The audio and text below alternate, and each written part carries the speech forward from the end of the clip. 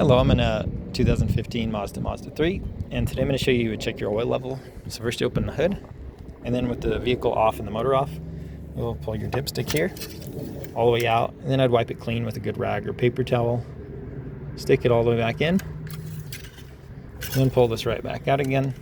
At which point on the end here, you'll check there's these two dots. The dot towards the left is your full, and the dot towards the right is your low. So you pretty much want the oil to show like right on that dot on the left or very close. If it's not, you want to add some, which you can do while the vehicle's still off. With this cap here, you'll unscrew this cap, and then make sure you're using the proper type of oil, as well as ideally the same synthetic, conventional, and brand you've been using. Better not to mix and match if you can help it. But with a funnel or straight from your quart jug, just fill as needed. Try not to overfill as well, because that could cause issues.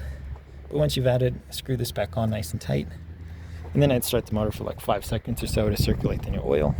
Turn it off, and then repeat the process from the very beginning with this dipstick to see if we're full now. And all that said, I wouldn't do any of that in replacement of regular oil changes, which depending on motor mileage and age, type of oil you're using, usually do every like 3,000 to 8,000 miles or so between oil changes, which you put the vehicle on a slight lift, get underneath, plug, drain the old oil out, replace new filters as needed, screw the cap back in, and then add all the oil recommended for your particular motor type for an oil change.